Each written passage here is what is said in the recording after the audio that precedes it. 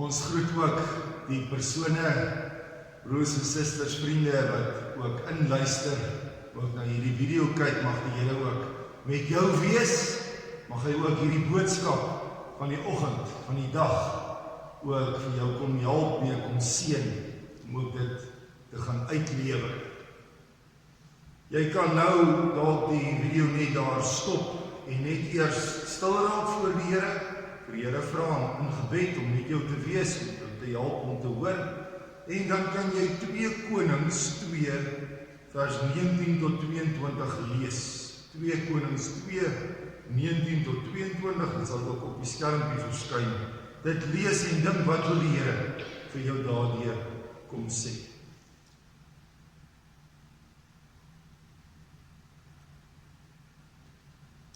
Vriende, ons is besig, broers en susters, ons is besig, ons het verlede week dit afgeskop en daarmee begin met 'n reeks rondom wonderwerke. Ons het vir mekaar gesê, maar gebeur daar nog wonderwerke? En ons wil na die woord toe gaan en na die Bybel uit gaan leer oor wonderwerke. Wat wil die Here vir my en jou kom leer oor wonderwerke?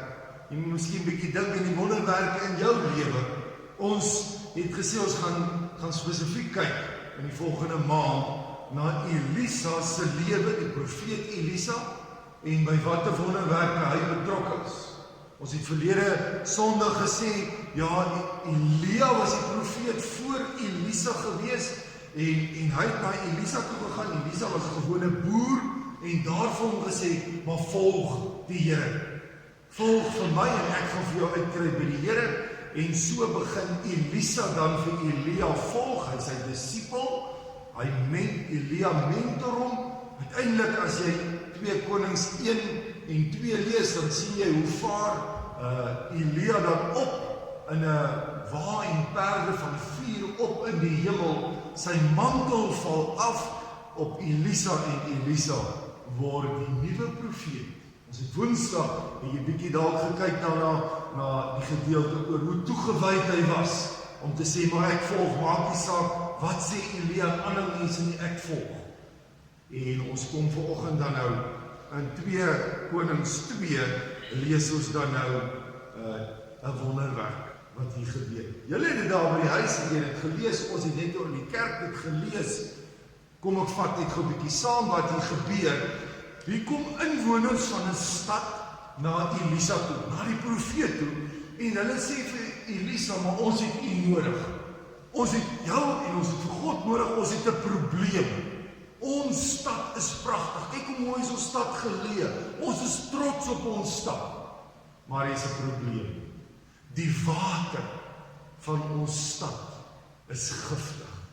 Die water van ons stad kan ons nie gebruik nie. Dit veroorsaak misoeste, dit veroorsaak selfs dat daar babatjies doodgebore word. Ons het 'n probleem, asseblief kom help ons. En wat doen Elisa? Elisa sê, dis reg. Hy sê, bring vir my 'n skottel, en in 'n skottel, en 'n nuwe skottel waar daar glad nie ander veiligheid is. Gooi hy 'n klomp sout, en dan vat hy daai skottel met die sout, en hy sê vir hulle, waar is die bron van die water? En hy gaan na die bron van die water toe, en hy gooi die klomp sout binne in die bron van die water. En dan staan daar, kyk mooi wat staan daar, so sê die Here, ek maak hierdie water bruikbaar. En dan, so dis dan God wat kom en 'n wonderwerk doen, maar hy gebruik vir Elisa. Soos jy 'n waterpyp het, wat water vervoer, 'n kanaal het, en jy's net daai pyp waarin die water loop. So is Elisa dan net die kanaal, die pyp waardeur God dan die wonderwerk kom doen. Ons kan sê, wonder, in hierdie 4 verse, hier vind hierdie wonderwerk plaas. En die wonderwerk is dat God in beheer is. God kan hierdie giftige water bruikbaar maak, vars maak. Dis waartoe God in staat is. Hy kan 'n mens gebruik om dit te doen. En dan kan ons sê wonderlik, dis die wonderwerk. Ek dink tog, as ons mooi kyk na hierdie 4 verse. Hierdie 4 verse is eintlik maar sien goue ysberg. maar net die puntjie van die ysberg wat uitsteek. Hierdie 4 versies is eintlik maar net die puntjie van die ysberg, van die storie rondom die brakwater van hierdie stad wat vars geword. En ek het so 'n bietjie gaan gekrap en gaan kyk na wat is agter hierdie verhaal en wat kan ons leer vorentoe oor hierdie verhaal. Kyk gou vers 19. Kyk wat sê vers 19. Die inwoners van die stad het vir Elisa gesê, "U sien self hoe mooi ons stad geleë is, maar die water is giftig en die oes uit die grond veroorsaak misgeboortes." Die inwoners van hierdie stad. Die eerste vraag wat ons na hierdie teks toe vat is, waar is ons nou? Wat 'n stad is dit? En dan kan jy in die vorige perikoop kyk waar Elisa is. Elisa bevind hom eers in Bethel, Jericho, by die Jordaan, daar waar Elia opvaar in die hemel, en dan gaan Elisa terug na die stad Jericho. So, Elisa is op die stadium in die stad Jericho, so die stad waarvan hier gepraat word, is Jericho. Nou, wat weet jy van die stad Jericho? Dink gou aan die bekendste verhaal wat jy ken oor die stad Jericho. Verseker is dit Joshua en die volk Israel, wat Joshua ook deur die Jordaanrivier gaan, ook droogvoets daardeur, net soos Elisa so rukkie terug. En dan kom hulle by hierdie magtige stad, die stad Jericho. En dan sê God, maar ek sal 'n wonder doen, loop julle net om die stad. En 13 keer loop hulle om die stad in 'n week se tyd. En die laaste keer, die sewende keer wat hulle die sewende dag omgeloop het, dan val die stad se mure in mekaar. En dan is daar 'n belangrike vers, en ek is eerlik vir julle, ek het dit nog al die jare misgelees. Maar hoor wat sê die einde van daai verhaal. Joshua 6 vers 26 is op die bord. Joshua, dis nou na die stad geval het in pyn. Joshua het destyds plegtig verklaar, die Here sal die man straf wat die stad, dis nou Jericho, probeer herbou. Daar sal 'n straf op die persoon wees as hierdie stad herbou word. Wat sal die straf wees? Dit sal hom sy oudste seun kos as hy die fondament lê, en sy jongste seun as hy die stadspoort, die poortdeure hang. So as iemand hierdie stad wat God oorwin het, wat God daardeur eintlik gesê het, ek oorwin die bose, ek gee vir julle die oorwinning, hierdie stad moenie weer opgebou word nie, maar as daar iemand sou kom, sal daar 'n vloek wees, en die vloek sal wees, daai man, as hy sy fondamente reg kry, sterf sy oudste seun. As hy aangaan en bou en hy hang sy poorte, sterf sy jongste seun. Dis asof God kom en sê, ek waarsku julle. As jy bou, dan sal dit gebeur. 'n waarskuwing met 'n vloek. As jy, pas op, moenie, want ek wil hê die oorwinning van my oor die stad moet staan. As jy, moet dit nie doen nie, want dan sal dit gebeur. En jare later, Israel het verskillende konings, Saul, Dawid, Salomo, en dan volg die konings, en aan die einde is daar hierdie klomp bose, hierdie goddelose konings, en een van die mees goddelose koning is Agab gewees, hy trou met Jesebel, en Agab en Jesebel dien die Baal profete, en in Agab se tyd, in 1 Koning 16 vers 34, speel die volgende verhaal af. Agab, een van sy onderdane, Giel. In daardie tyd, dis nou wat Agab koning was, in daardie tyd het Giel van Bethel die stad Jericho opgebou. Daar wat gesê is, moet dit nie doen nie, want as jy dit doen, is daar gevolge, moet dit nie doen nie. Hoor wat staan daar, toe Giel, die fondament daarvan gelê het, wat gebeur? Het sy oudste seun Abiram gesterf. En toe hy die poortdeure gehang het sy jongste seun Segub gesterf. Hy bou hierdie stad en hulle het vergeet van wat God gesê het, hulle het vergeet van die waarskuwing, want hulle is besig met hulle eie lewe, hulle wil eer hulle eie stad en hulle eie lewens en hulle eie rykdom bou, en dan is daar gevolge. Maar God kom, paar jaar later, in 2 Konings 2, deur Elisa. En God kom en hy sê, maar ek kan lewe bring. Ek kan die vloek verbreek. Ek kan iemand gebruik om weer lewe te gee. En Elisa kom by hierdie stad Jerigo, want as gevolg van die vloek, nie net Giel se 2 seuns nie, maar ook die seuns, die kinders daarna, daardeur benadeel word. Kom hulle en hulle kom vra vir God, maar help ons. Vra vir Elisa, maar help ons. En dan doen God die wonderwerk. Hy gebruik Elisa as die kanaal om die wonderwerk te doen. En God kom gee lewe in Jerigo. En dan word gesê, jy kan maar bietjie Google hoe 'n pragtige stad met palmbome Jerigo tans ook is. So van daai tyd af dat hy floreer en water het. Maar net so kom God in die begin van die Bybel en hy sê vir Adam en Eva, ek waarsku julle. Hoe waarsku jy vir Adam en Eva? Ek sê nou vir jou, daar's 'n boom in die middel van die tuin. As jy van die boom in die middel van die tuin eet, wat gaan gebeur? Daar's 'n gevolg, dan sal jy sterf. 'n Waarskuwing plus 'n vloek wat gaan kom. As jy daarvan, dan sal jy en Adam en Eva gaan eet daarvan.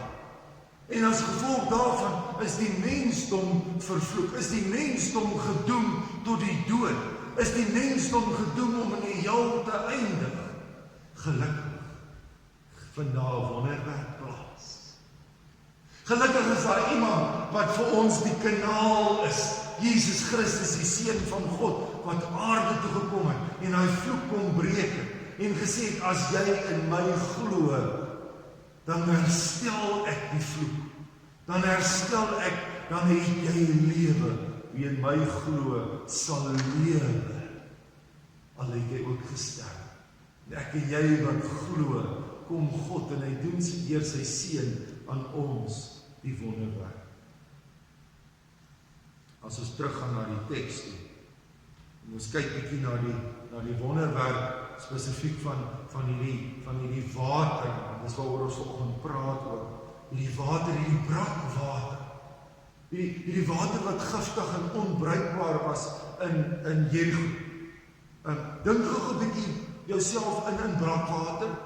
Weet jy of jy al brakwater gedrink het nie? Ons wat hier naby die see is, ons ken brakwater. As jy probeer, Jongensfontein se water het maar so 'n smaakie net aan die ins. Vir my is dit so. Maar jy's gewoon op. Maar jy het maar so 'n smaakie as jy by die see is. Daai water wat so 'n bietjie sout by het. Hoekom is vars water brak? Is omdat daar sout by is. Die geleerdes sê 0,5 gram tot 30 gram sout in 'n liter water is nog bruikbaar, is nog drinkbaar, noem ons brakwater. Sodra dit meer as dit, dan raak dit sout in seewater. Maar die brakwater, hierdie water is brak. En wat moet jy doen om brakwater vars te kry? Jy moet die sout daar uithaal. Stem jy saam, hè?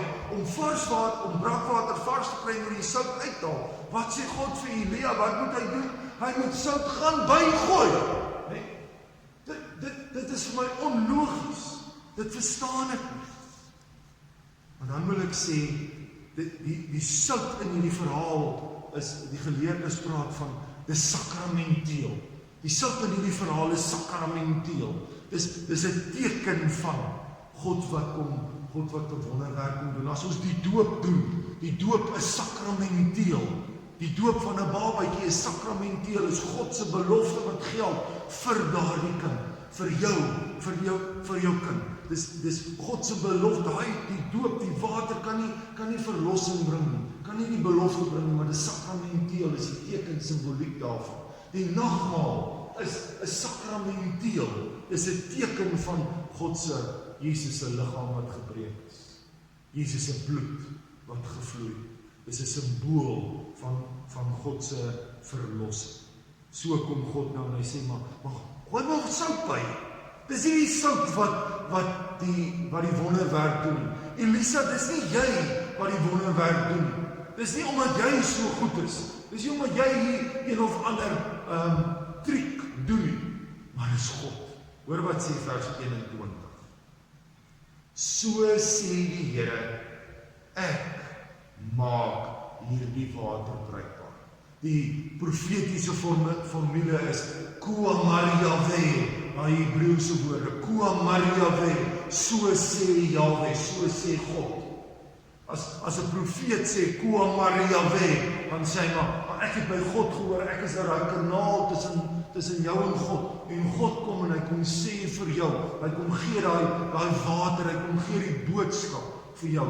God sê, ek maak die water vars. Ek kom doen die wonderwerk. Ek kom verlos jou. Dis nie Elisa nie. Elisa, terug by ons simbool. Elisa is nie die tuinstad. Elisa is nie die kanaal. En ek en jy, ons is ook die kanaal. Ek en jy kom vanoggend en ons ontvang die woord. Ons ontvang die Gees. Ons ontvang die wonderwerke wat God doen, die boodskap vir hierdie oggend.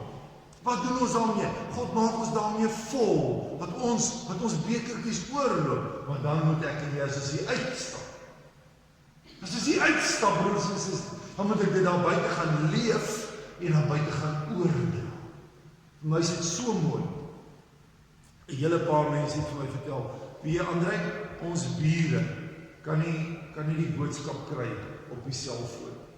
Maar ek gaan en ek maak 'n afspraak. En ons gaan kyk dit saam. Of ek gesorg dat hulle dit kry. En die boodskap word oorgedra. En in die 6 maande is die boodskap 'n paar plekke so oorgedra, dat almal die boodskap kon kry. Ek en jy hoor vanoggend die boodskap. Jy hoef nie op jou foon nie, jy kan dit gaan praat, gaan getuig, kan gaan vertel. Ons is nie daai kanaal. In Johannes 7 is Jesus by die Samaritaanse vrou en sy vra vir hom water en dan sê Jesus vir haar met die een wat glo is dit soos die skrif sê, strome lewende water sal uit sy binneste vloei. Met die een wat in my glo is dit soos die skrif sê, strome van lewende water sal uit sy binneste vloei. Mag die strome van lewende water, mag die woord van God, mag die genade en die liefde en die wonders en jou getuienis vandag en môre uit jou uitvloei. Ek en jy is daai kanaal wat moet deurgee na die wêreld om ons. Ek sluit af met 2 vragies. Dink bietjie daaroor. So dit gaan op Jan. Vra God om jou met sy Gees te kom vol, sodat jy ook weer 'n kanaal vir God kan wees. Moet so in die stilte vra dit vir die Here. En in die tweede plek, waarheen en na wie toe stuur God jou in hierdie week? Neem vandag tyd om te dink, wie ken jy wat hulp nodig?